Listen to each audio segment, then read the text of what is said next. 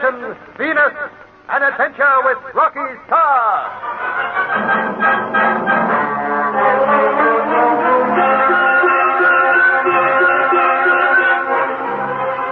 Despite Jan's warning that death awaits them on Venus, Rocky, Ann, and Mitch decide to go on with the flight.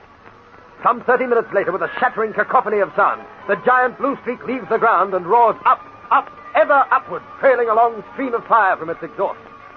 As its speed reaches unbelievable heights, its crew black out. Their faces are distorted, their bodies pressed deep down into the cushions on their bunks. The only sound aboard the spaceship is the whine of the gyros. At last, shaking itself free of the Earth's gravitational pull, the blue streak crashes out into the infinite space of the universe. In the control cabin, Rocky and the others slowly regain consciousness and begin checking their position. Airspeed, 30,000 miles an hour. Altitude, 25,000 miles. Cut the gyros. And we've been flying only 45 minutes. Oh, the blue streak's going beautifully, isn't it? It is a great ship, Rocky. It compares favorably with anything we have. Oh, come on, Mitch. Wake up, wake up. Your worries are over. Why, are we back on Earth? No, we're more than 25,000 miles from there. Hey, what hit me? I was talking to you, and the next thing I know, you're waking me up. You blacked out because of the acceleration. Oh, how long since we took off? 46 minutes. Well, it feels like years. Say, is that altimeter right? It says 25,500 miles. That's right. What do you know? We're traveling at 500 miles a minute, and you think we wasn't moving. Hey, I'm getting out of this bunk. Go right ahead, Mitch. I can't lie in a safety harness another second. Oh, boy, it'll be good to stretch the legs. And it... Ooh. What is it? My stomach. Oh. Feeling sick? Yeah, I'm dying. Ah, you'll pull through. No, I'm dying. I'm going to make my will. Oh, you fool. Drink this, Mitch. You've got space sickness. Space sickness? Feels awful like seasickness. Well, it's to much me. the same. Come on, drink the medicine down. It'll fix you, Mitch. Hey, steady. Oh, don't spill it everywhere. Oh, boy, I couldn't help it. Take it slowly. Rocky, I can't swallow the stuff. Keep trying. You'll get it down eventually. Yeah, but why can't I swallow it? Well, there's no gravity to help you while we're up here. That's why. Oh, tickle my tonsils. What a life. Oh. Come on, Mitch. Stop your moaning and drink it. Now, come on. Okay, I'll do it even if it kills me, and it probably will. There, I made it. Say, Ann, are we going to have the same trouble eating? Afraid so. It'll be difficult swallowing anything up here in space. Oh, why did I ever come? You're very quiet, Yen. Me? Well, you've hardly said a word since we left Death Valley. Anything worrying you? No. I am an old space traveler. It does not affect me. Then why look so gloomy? Have you forgotten my warning? Oh. Your landing on Venus means instant death unless I can contact my father.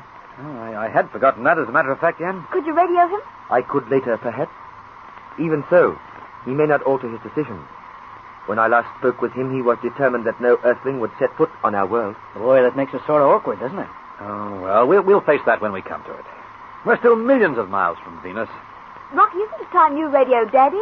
My gosh, yes, Ann, it is. I promised I'd contact him when we recovered consciousness. Well, Rocky, I'm hopping out of this bunk. I've had it. Did that medicine settle your stomach, Mitch? Yes, sir, Ann. That stuff's terrific. I feel fine. Sure. Well, for the safety harness. Oh, boy, it'll be swell to walk around. I feel all pressed in like a sardine. Get it? Oh, well, now to stretch the old legs. Hey, watch yourself, Mitch. What? Hey, Rocky! Of all the clowns. Everything, help me down. It's floating up on the scene. Come on down, Mitch. I shouldn't be laughing, Mitch, but you two look awful funny. Get me out of here. I feel terrible. I'm like a fly. Come on, get a move on. Wait a minute. Don't panic. Hold steady and I'll grab your leg. You right? Come on, down. Oh, boy, hang on to me, boy. That's the idea. Oh, what a life. Next time, put on your gravity boots before you leave your bunk. They'll just anchor you to the cabin floor. Oh, knock me down. This is the craziest life. I just can't get used to there being no gravity. Oh, I wish I'd stayed back on Earth with the professor. There's no turning back now. Next stop, Venus. Control to Blue Streak.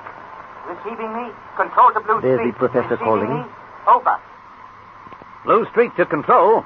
Receiving you. Come in. Over. Control to Blue Streak. Come in, Rocky. Come in. Over. Blue Streak to control. Everything fine here. Over.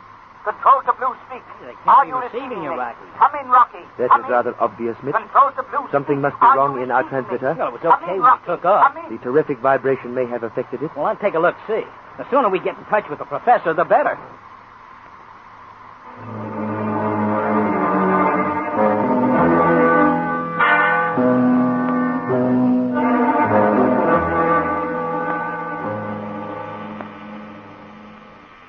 leave me alone. I'm very busy. Yeah.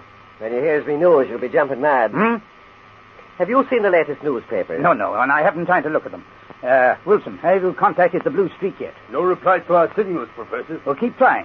Professor... Andy, please go away. Look, let me read you this stuff. It's amazing. This flight has even knocked the Russians off the front page. But what are you talking about, man? Listen to this one. The New York Times front page. Secret mission to Starr reported. California buzzing with stories of spaceship's visit to Venus. Great Scott, how did they get hold of that? Yeah, this is bound to get round. You can't go firing off spaceships without someone finding out. And here's the Tribune. UNO to ask for bases on Venus. Ah, that's utter rot, Andy. Well, most of the stuff in the papers is. You want to hear any more? No. I'm rather worried about the ship. Right, here's something else to worry over. There's about 50 reporters at the main gate. Reporters? They're yelling and screaming for a story. They're threatening to rush the fence unless you let them in. Tell Captain Clark to keep them out. I can't speak to them right now. Trying to contact the Blue Streak. Ain't you made it yet? I haven't heard a word from them. Perhaps they're dead. No, it's not that, Andy. Well, I wouldn't be surprised. They got that Jan Kabar aboard, ain't they? Oh, he wouldn't harm any of them now. So he says. But me, I never trust foreigners. Something must have gone wrong with their transmitter. Well, I hope that's all. I'll call them again. Yeah, you've been doing that for hours and hours. Be quiet, man. I don't know why I allow you in this room. You're as mournful as a thunderstorm on a rainy day. But you mark my words, Professor, no good will come of this trip. It ain't natural for us to have to go flying. Yes, Rocky. Huh. Well, they're alive after all. Well, sound a little more pleased, Andy. Control to Blue Streak, receiving you. Come in, Rocky. Come in.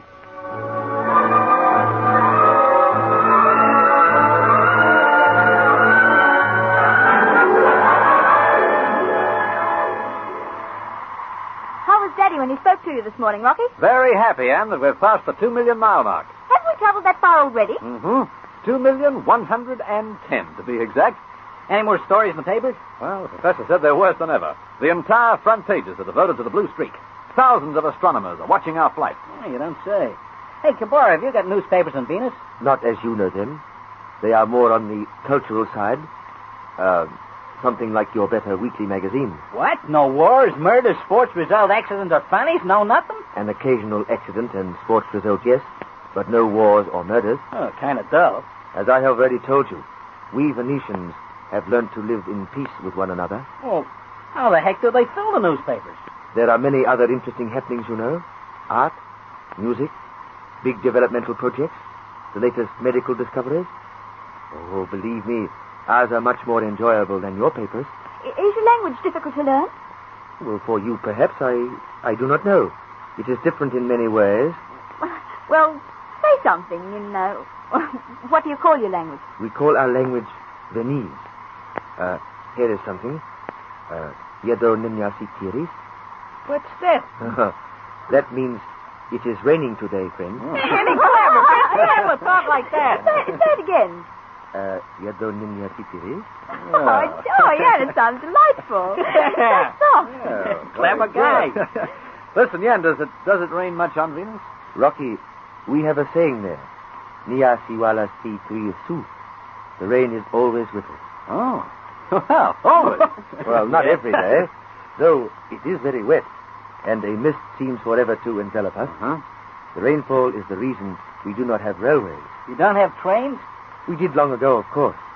However, there were continual washaways and accidents, so we changed our transport. I can see your point. Our main method of travel is the air car. The air car is a combination of car and aeroplane, you see. And every family has at least 2 air cars. Well, that's pretty good. Tell me, how do they work? Well, Rocky, you drive them as you do your automobile. Exactly the same, with gears and everything? Exactly the same. When they reach 40 miles an hour, they leave the highways and then they take to the air. They are built so they cannot crash. Of course, there are very strict rules for our highways and the sky, you must understand, with all those cars. Must be quite confusing, I should say. No, don't stop, Lan. We want to know all about Venus. Well, to me, it is the most beautiful world in the universe. There is such scenery that will take away your breath. There are Rocky, Mitch, quiet. Look at that radar screen. See that little dot there? Yes. Well, I've been watching it for the last minute.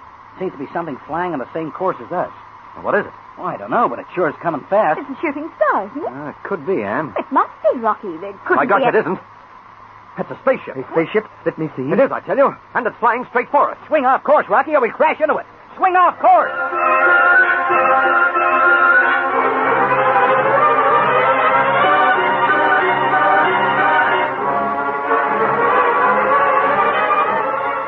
All eyes are glued to the radar screen. Anxiously, they watch the strange spaceship zoom closer and closer as Rocky struggles desperately to swing the giant blue streak out of the way. Can he turn it off course in time to avert a crash?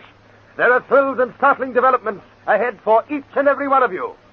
Be sure to be with us for the next exciting chapter of the Rocky Starr adventure, Destination Venus.